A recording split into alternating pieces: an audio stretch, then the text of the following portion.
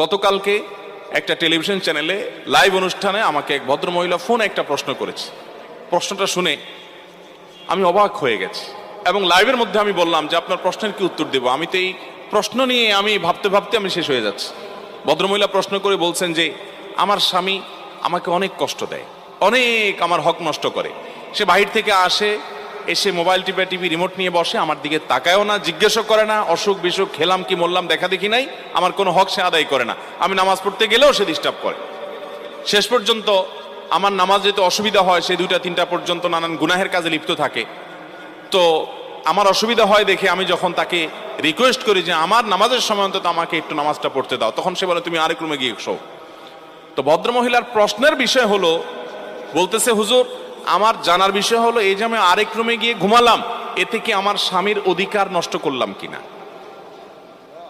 আমি বললাম